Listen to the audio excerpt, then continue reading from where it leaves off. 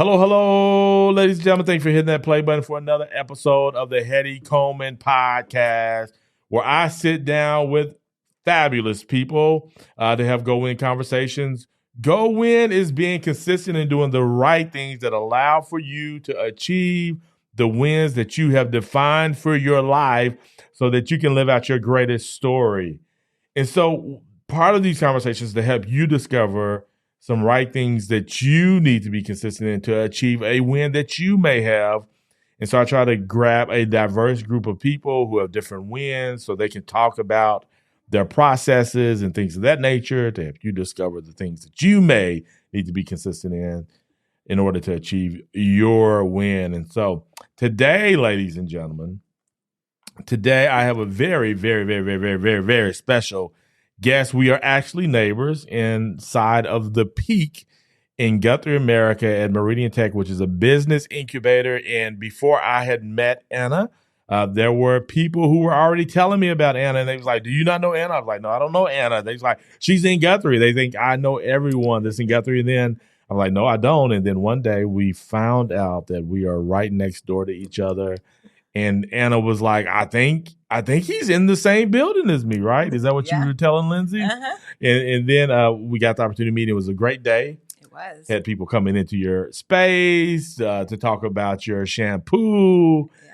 And so, ladies and gentlemen, before Ana and I dive into this conversation, would you go ahead and please subscribe, like, all that good stuff on social media.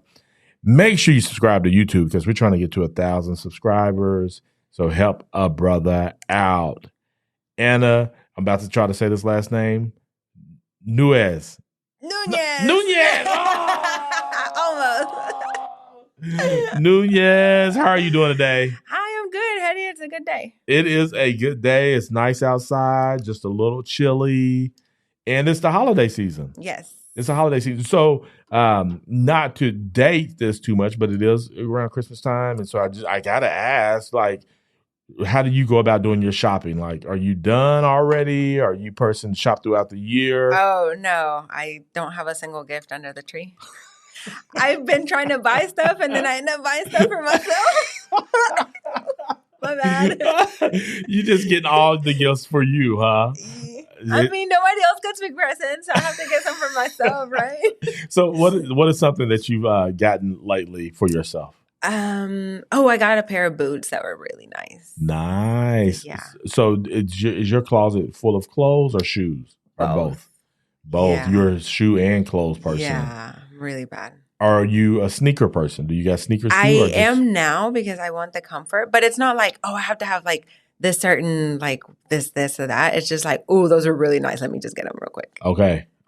But I don't even know like which ones are in style or it whatever. doesn't even matter. Yeah. You just know that you like them. Yeah. And that's probably the best way to go about doing it anyway. So let's just jump into this. Where did you get your name from? Like, I just learned that Perla, am I saying that right? Uh-huh. Is your middle name, yes. Which I really like. So I just thought it was Ana Perla, but it's not. Tell me, do you have any history behind your name? Why you were named? Yeah, for sure. And actually most people that speak Spanish, like all my Spanish speaking friends, everybody calls me Ana Perla. Okay. So, together. Yeah. So it's like Ana Perla. Yeah, you can call me Ana Perla and I'll be like, you're one of my Mexican friends. I'm all in. Yeah. But my mom's name is Ana. Okay. And my grandmother's name is Ana. So Gotcha. So it's a family name. Okay. Sure. I also have another cousin that's named Ana and another cousin that's named Anaí. Okay. And my sister's name is Mariana. So Gotcha. It's just part of the the culture and kind of how that's cool. Now what about Perla? I really like that. Perla, whenever my mom was pregnant with me, she lived Oceanside. And actually my name was supposed to be Perla del Mar, Pearl of the Sea. Mm-hmm. And my mom went to register me and she was like, hell no, that's not going to be her name. So she just registered me as Ana Perla. She gave me her name and left the Perla. Gotcha. But, now I haven't known you that long, but I've heard you mention your mom several times. You were on your phone with your mom when you came in today. Are y'all super close? What is that relationship like? Oh yeah, no, we're so close, and we butt heads a lot. We're very similar. Okay, but I think I've also learned a lot of things that I'm like, maybe I want to be a little different in this regard from her. But no, I love her. I'm her number one fan. Gotcha. Now, how would your mom describe you?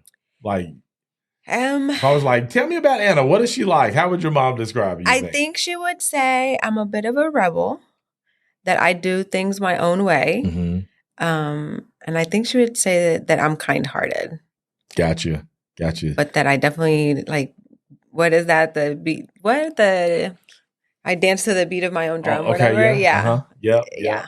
But in that you're kind. Yes. Yeah. I think she would say that about me. Yeah, just naturally a kind person. I love being around naturally kind. I mean, I think people can be kind or whatever, but then you just get around people and you're like, that's just who they are, and that's really cool.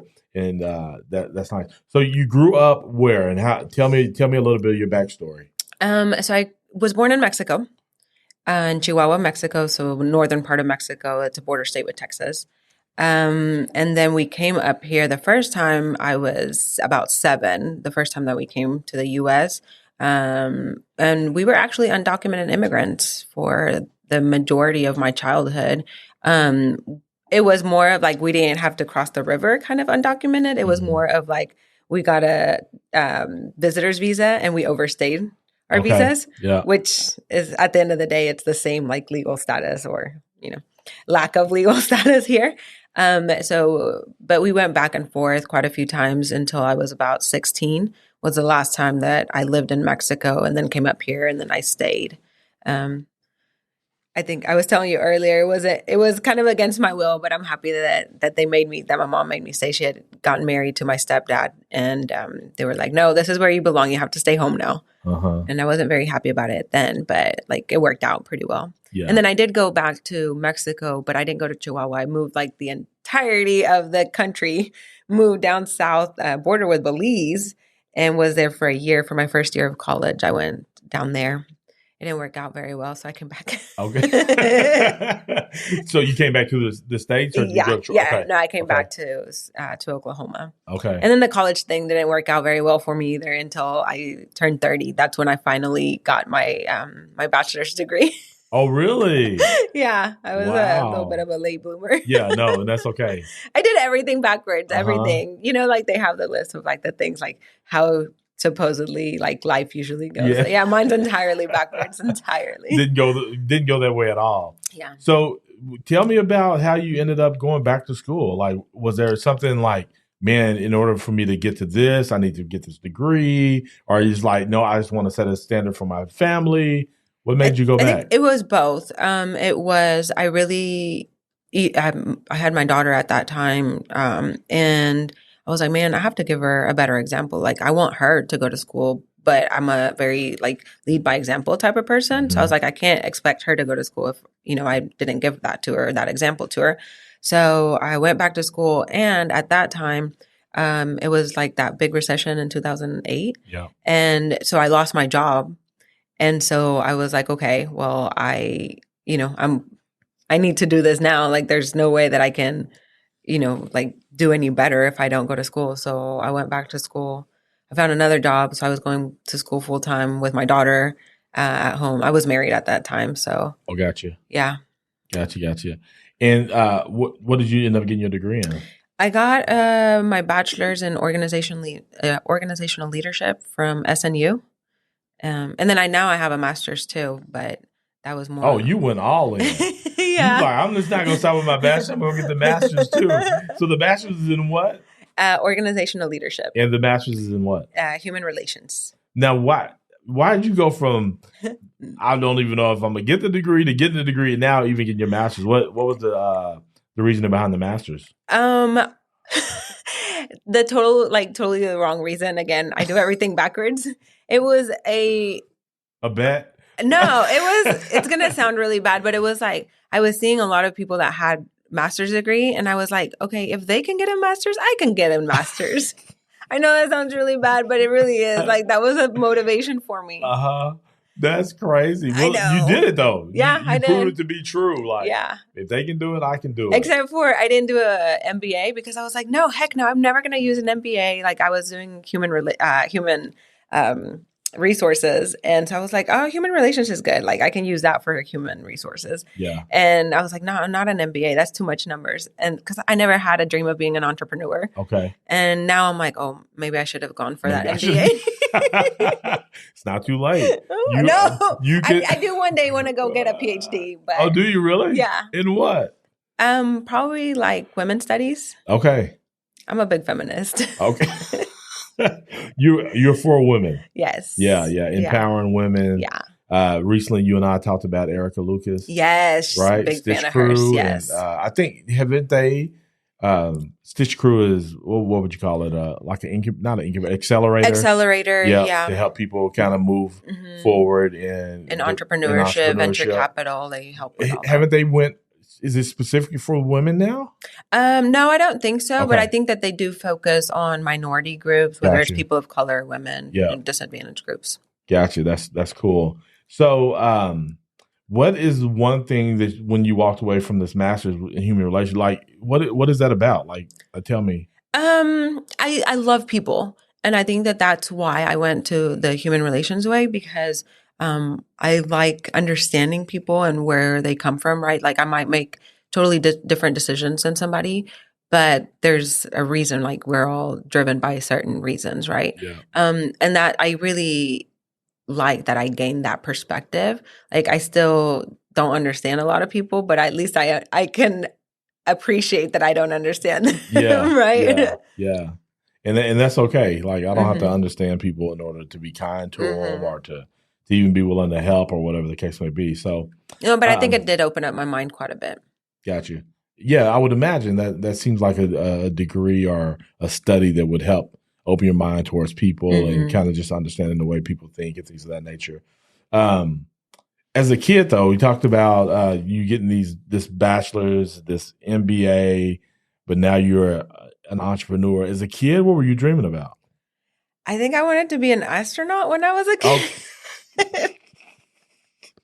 Okay. Yeah, that was the thing. Was it a movie? What? No, I've always been fascinated. I'm still fascinated by the vastness of the universe. Got you. I travel a lot, and I think it's because like it's so I at least I can travel here in the world, so I do that. But I think when I was a kid, it was like, oh, if I can be an astronaut, then I can like just go farther. Yeah, no, that's true.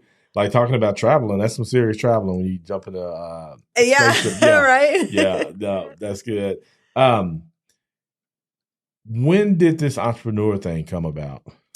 So we launched Vida Bars in April of 2020, right at the beginning of the pandemic. It was perfect timing. And I hope your listeners can sense the sarcasm in me. But I worked on it about a year before that.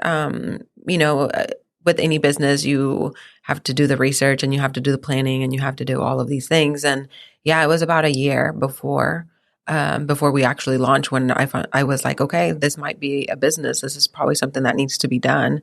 But it wasn't like, again, it's never been my goal to be an entrepreneur. But I am a very solutions driven person. And so I think that's what got me here. Yeah. You saw a need. Yes. And I see that your hair is curly. Knowing a little bit about Vida Bar, that's kind of that's who you're targeting. Yes. Curly hair. Yep. Textured. And so was it just a need that you saw in yourself and then you start recognizing that these other people had the same need, or? I think I immediately recognized that if I had the need, everybody else was probably have that same need. And people might not even know that they have that need. Yeah.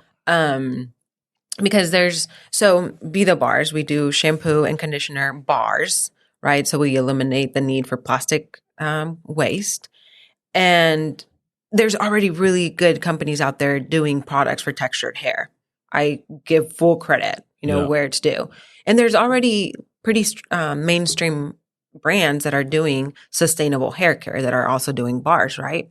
But whenever I had been using great textured hair care products, and then I said, you know what? I realized like how exploitative and how broken the recycling system is. I was like, maybe I should do something different. I should try and, gear towards more sustainable choices. And I looked, and all the sustainable choices that I was finding were not for textured hair, and I couldn't find any.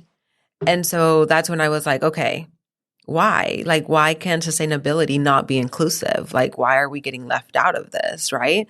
So I was like, fine, if you won't include us, I'm going to include us, right? I, again, don't have any background in business. I literally was trying to stay away from business, not going an MBA route.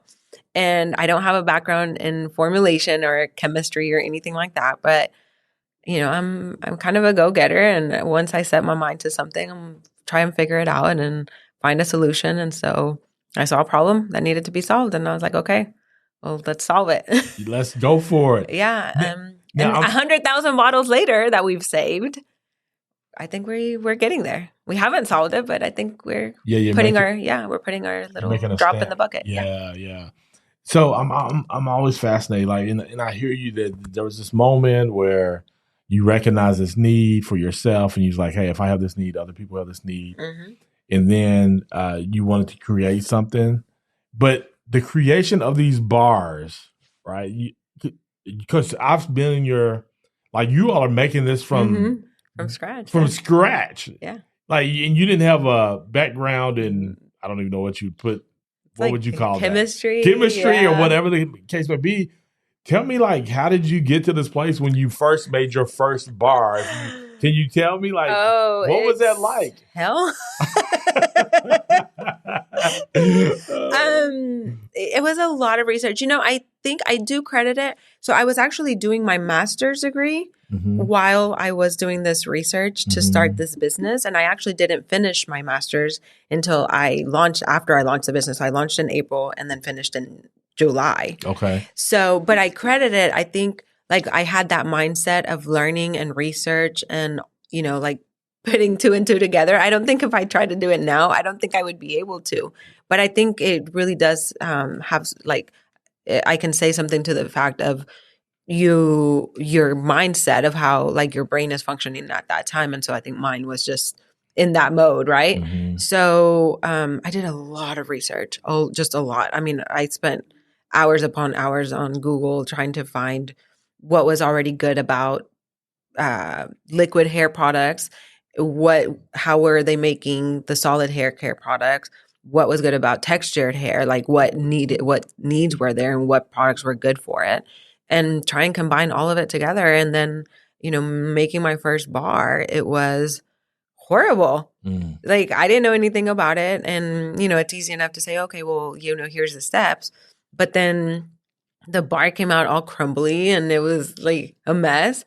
And, I just kept working on it. But at that time, I was a curly hair influencer on Instagram, and I posted about it. And I was like, hey, so I made these bars. I think I have an idea that, you guys would probably welcome this.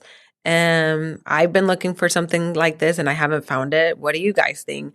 And to date, that's been the most engaged post that I ever made. Really? Because it blew up. Everyone was like, oh my gosh, yes, please, that's amazing. Do it.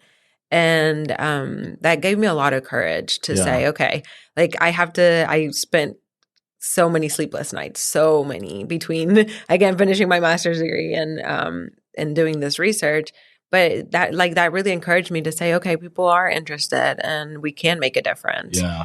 And I launched from the kitchen of my home. That was the next question. I'm like, now, where are you making these bars at? And so you're in your kitchen, you just turned it into a lab, right? And you start putting it together. Yeah. And is it just you in there by yourself and just kind of messing around late at night? What was that process like? I mean, it was my kids running in there Mom, why does it smell so horrible? Because I'm burning ingredients. I'm trying to figure out what I'm doing. Set the smoke alarm off quite a few times. It was a pain. And then by the time that we actually launched, and by the way, the products that we launched with, a huge shout out to those customers that bought my first few batches of product because they were, let's just say, rustic looking, right? The formula is still the same. They performed very well, but they looked rough. Yeah.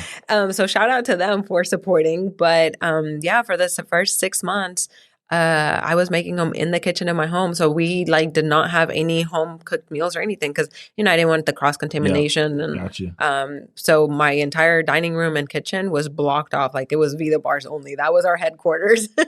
Wow, that is amazing. Yeah. Tell me about the first time you got a bar to look the way that you was like, okay, this is it. Do you remember that moment? I honestly don't. It's just it was so much trial and error. Yeah. Like again, I mean, even after I launched, they didn't look, very nice. I thought they looked nice at that time, but now I'm like, oh my God, like, but it's just been such a process, and I'm so thankful that my customers have stuck with me through it. Yeah. Right. Like, and I stayed sold out. Like after the first two batch, I mean, I've sold out of the first one within like 2 weeks. And then the next one that I made, I sold out of that one within like a week. And then the consecutive ones, I sold out within like days and hours. Yeah. And so then I, had to figure out a way to scale. But I give a lot of credit to my customers that have stuck through it, because I can't tell you at what time I'm like, oh, now they look decent. Now they look presentable. But through all the variations of it, they keep coming back. That's good. That's really good. Do you have any of those same customers today? Yes, absolutely. Actually, 55% of our customers return and buy more product. That is cool. Now, I love the way that you threw that stat out. Is that as an entrepreneur, is that a stat that you really try to focus in on? I can't tell you about our numbers as far as like, like we grow this much in revenue, because I'm not in it for the money. Mm-hmm. I'm in it for the impact. And to me, that's impactful, because the benchmark for beauty industry, especially hair care, of return customers is not even 10% of what we're doing. Yeah, it's like sits at like 5% of customers are return customers.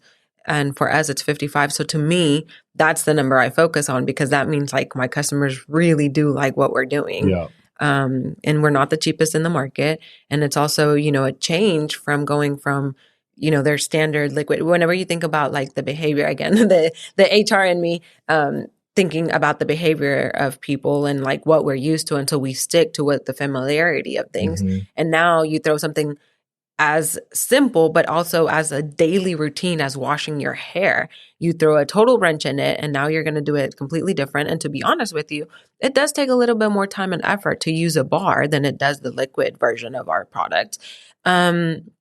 But they do it. They stick with us and they come back. So to me, like that's a huge number that I stick to. Like that's the one I take personal. Yeah. Yeah. That's a great number. 55%. Yeah. Returning customers is a great number. I know there's a lot of people who would love to have 55% of their people coming back. And so that's really good. Now, I would love to talk to you. I know that we're going to talk about a few things, just some tips that you have for entrepreneurs.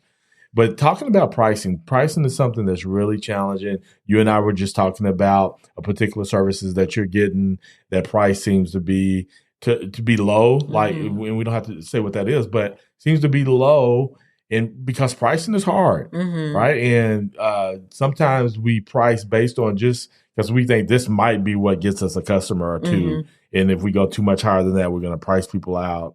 How did you really come up with your pricing? What was that process like? Again, I don't have a business and background or a background in business. But so that was a hard one, right? So I did look at the cost of goods. So what does it take for me, the ingredient, the raw materials to make this bar? I did have to think at one point, I'm probably trying to get into retail, and that means giving it at 40 to 50%. So I still need to be able to make money based off of that retail price, or, the retail discount when I get into retail. But also, I want it to be a really good value for my customer, because I'm not just doing it for a buck. I'm not doing it for the money. I'm doing it because I want to, make an impact. And I know that like we grew up not having much money. And so, I don't want to not be accessible. Obviously I still have bills to pay. And now that I am a full-time entrepreneur, I need to feed my kids. But that one was a really hard one for me, because I have to make money, but also I want it to be accessible. And I actually had to raise my prices. What was it, about a year ago? We were selling our sets of shampoo and conditioner bars for $25. and I raised it to 30. And I thought like, oh my gosh, it's going to be a big deal. Not a single person said anything about it. But because they do hold their value, like we really do, they are at a great price point. But like for me, it's a little bit difficult because the specifics of my product, right? Whenever you think about it's a little tiny bar of shampoo and you compare that to, well, I can go and get this bottle. Yeah, but my shampoo bar lasts 3 times longer than that bottle. But you don't necessarily know that because it's a new product to you. And now you have to take me at my word when I tell you that. And so, it's a little tricky, but the good thing right now is that most of our customers come from word of mouth. So they already have a reference to begin with, right? Of somebody that's told them great things about us, that's told them like, no, they last a long time or whatever, answered those questions for you. But I think as we expand now and try and reach new customers, that isn't somebody that's a referral, that isn't, hasn't already heard about us, it's going to be even more challenging to try and educate that customer and tell them like our pricing is very, it's at a great value to you. Yeah. So we have some challenges coming up. Yeah. But you're ready for them. Yes. Because you face challenges and you know how to overcome challenges. Yes. So, so you talked about going into entrepreneurship full time. So you started in April 2020. So April 2020, you take a leap into entrepreneurship, but at that time you didn't go full time. Oh, I didn't. Yeah, no, but you probably were working full time, but you were still working a full time job as well. And then you decide that you're going to leave your job and do this full time. Can you kind of tell us how you made that decision? How did you get to the point of like, okay, I'm gonna go do this? And then the second thing is, tell me about that last day at work. Like, what was that like for you? Tell me last day at work, and then tell me how you decided that was the place to do that. That was the time. The last day at work was so bittersweet because I was working for, can I say the name? Yeah. For AT&T in HR, but I'd been working from home for like 7 years. So it wasn't like, oh, kumbaya at the office or whatever, right? Like I was at home by myself, like like I always do. But it was still very bittersweet because I had been working for AT&T for about 12 years. Wow. Yeah, and so it was very nerve-wracking for me. Like when I shut my computer down the last time, I was like, this is it. Like this is really it, kind of thing. Like, oh my gosh, I hope I don't regret it. I gotta go make my own check. Yeah. But also as terrifying as it was, and this is something really new. Like it's been 6 weeks now that I'm a full-time entrepreneur. So I kept my job for 2.5 years while building this business up. But as terrifying as it was also very exciting and liberating, kind of like, okay, now not that I had to hide it because my boss knew that I had like a side thing going on. But, a lot of times like I had to obviously wait until after work to be able to come and do things. And now it's like, I can do this anytime, all the time. Like so it's liberating. And it's also exciting to think like, wow, I grew it to this much. Like now what I can do with it kind of thing. But to your question about like, how did I come to that decision? Like, what did it take? It took everything. It took me 3.5 years. If you think about the year that I did the research before launching and all of the things to bring it up to launch for a year, and then 2.5 years of running it. So it took me 3.5 years of working full time on Vida Bars and working my corporate job full time. And then through the pandemic, and then I'm a single mom of 2. I was about to say, and children. And then a single mom of 2. So it literally took everything that I had for 3.5 years to be able to say, okay, I can do this.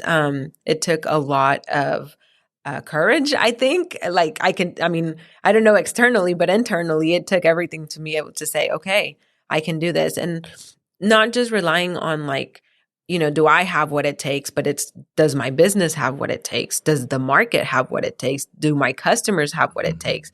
So it's like, it's not just, oh, okay, yeah, I know I can do this. No, it's like, can everything support this? But at the end of the day, I also thought, this is my one opportunity to say, okay, it's already a built business.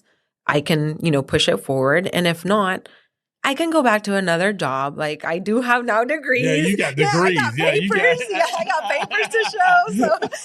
So I was like, okay, I won't have another opportunity for a business like this. They don't come by every day to, but I will have another opportunity for a job if the need comes. I hope not, right? Yeah. But if I ever need to, I think I can find another job, but I can't find another opportunity. So it took everything I did. It did. Yeah, that was so cool. So 6 weeks in, like, how are you feeling? I am feeling a little bit lost. I'll be honest with you. We were talking earlier about, off the air about how like, I don't really, I don't have a guideline for what I'm doing. And so I need to set up a schedule, and I have really bad ADHD. Mm-hmm. So, I'm scatterbrained. I'm doing 500 things at the same time and not doing anything at all kind of thing. So I have to find discipline to be able to say, okay, this is what needs to be done kind of thing. So I'm working towards that. That's good. That's good. No, it takes time to get that. And then you got to find your systems, right? You got to find your processes. You never had this much time to devote to your thing. Yes. And so just learning how to organize and manage your day.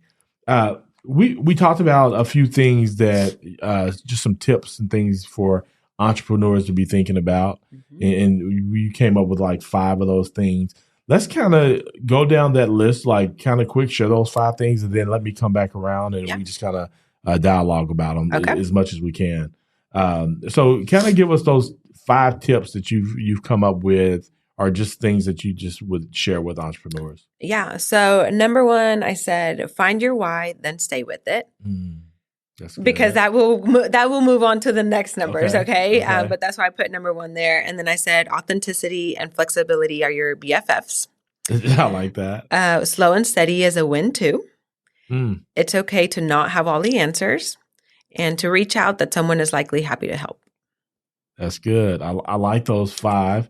Okay, let's kind of go back through these. Let's dig into them. So the first one was find your why, then stay with it. Now there's a great book called Start with Why. Have you read that? I have not. Simon Sinek. And so it's a really popular book. And I like to say whenever I do a go-in workshop, I say if you lose your why, you lose your way.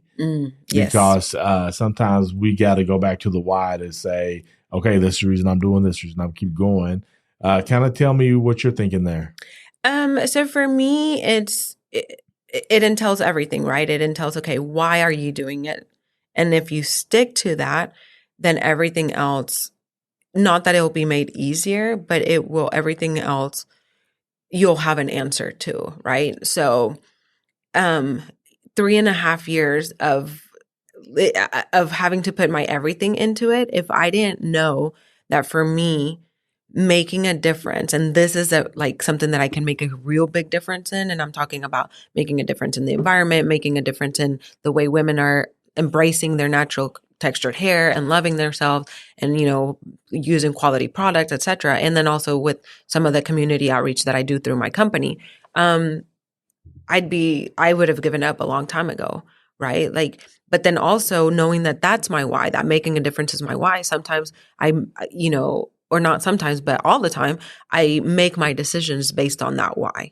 Gotcha. So sometimes I make decisions that aren't the best business decisions, but they're the best decisions for me because that's my why. And so that's why I say then stick to it, because a lot of times you will find that you're being pulled away from that why. But if you stick with it, then you're going the right way kind of thing. Good. That's good. And have you found it challenging to stick with the why? Like, what have you learned to kind of say, this is my jam? I guess one, leaving your job, like, right? He's like, no, this is what I have to do. Yeah. This is definitely the why. Yeah. So, but I love that, because I think oftentimes it's about a bigger purpose, than just making money. Like, no, my why is this. I want to make a difference. I want to make an impact. Yeah, I mean, and if the why is making money for you, then that good for you. Stick with that, and then you're gonna make a lot of money. Yeah. That's not my why, yeah. But then that also helps me again whenever I have to make decisions to be okay with maybe not making as much money because I'm sticking to my why. Yeah. Right. That's good. I like that. Number 2, you talked about I can't even. Authenticity. I can't say it. Inflexibility are your BFFs. Yes. So authenticity, and I think that goes back into your why, right? Like if you're true to that. But like especially having a brand that I'm building from the ground up, just being authentic in that, and people can see through that. People can see like, oh yeah, she is about her, what she's saying. She like, follow through with what you're saying kind of thing. And I don't like, I'm an open book. I'm not trying to hide anything. I don't have a secondary agenda or anything. So I am who I am. And I think people relate to that. People gravitate towards it. So I think that authenticity really does matter. But also flexibility, because a lot of times you'll find that like maybe you wanted to do things a certain way and it's just not that way. So like stay flexible, and those are two really good friends to have around. That's good. I like that. Slow and steady is a win too. Was the next thing that you said. The third thing, I like to say slow growth is the best growth. And so I love to hear what you're thinking here. Well, for me, it can be so overwhelming to try and have these big wins and be, like where it's so flashy and it's so noticeable and people are like, oh my gosh, you're doing so great. And, and yeah, I mean, those are great too. But there's a lot of times where you have just slow, tiny wins that are very personal, like if something in my bars, right? Like I mean, nothing particular comes to mind, but even whenever like I get a bar out and it comes out perfect and I'm like, oh my God, this one's so beautiful. Like to me, that's a win, because that's something that I've worked on for years now.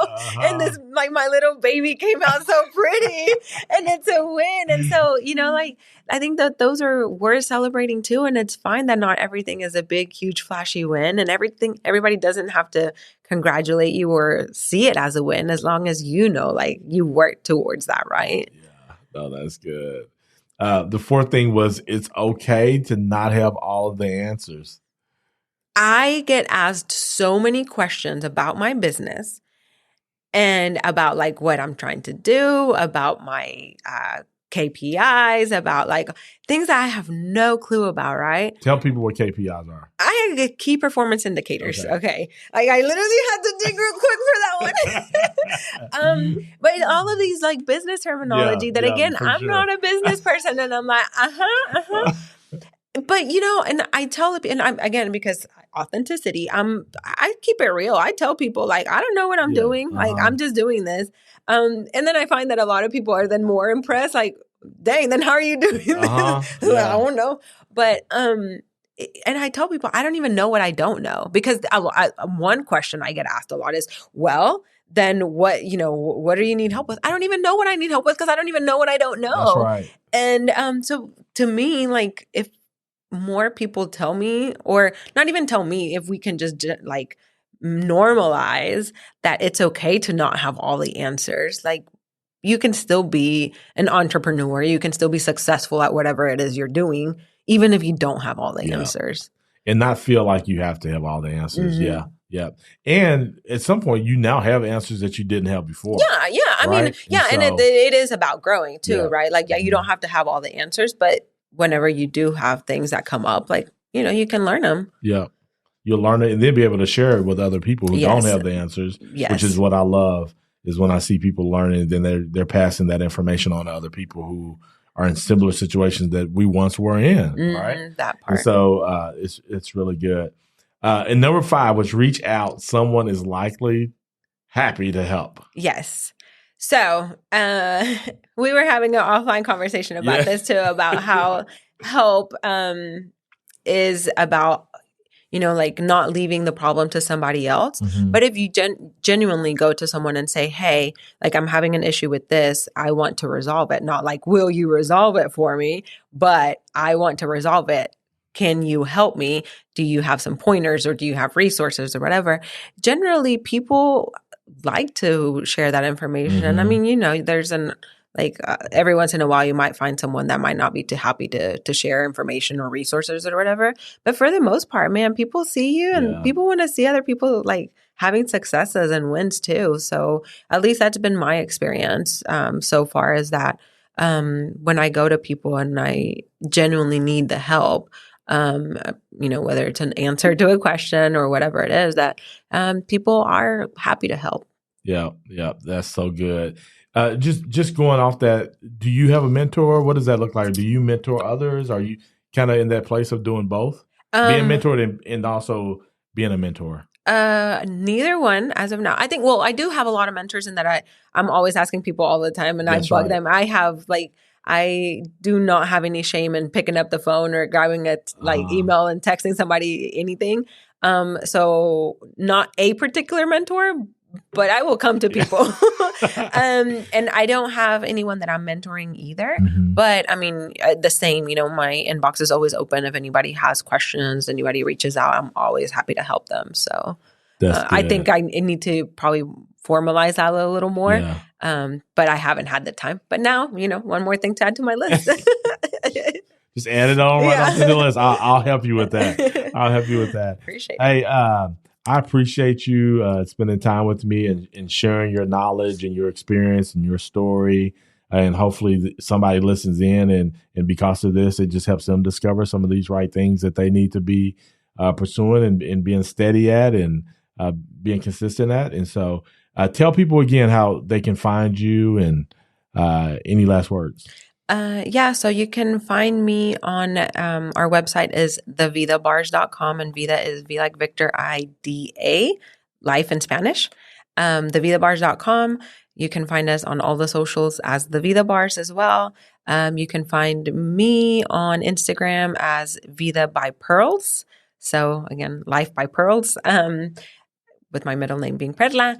And I don't know, last words, I would say, I would encourage anyone to think that it doesn't have to be perfect, that it doesn't have to be a certain way how everybody else thinks that it has to be, whether it's your career, your life in general, whether you're trying to start a business, whatever it is, because I find that a lot. I do have the imposter syndrome a lot, but I think it's because there's this notion of things just have to be a certain way, it has to be linear or whatever. And I'm anything but that. And it's still okay. It's still, it's still working out one way or another. So I would just encourage people to go after it, even if it doesn't make sense to anyone else.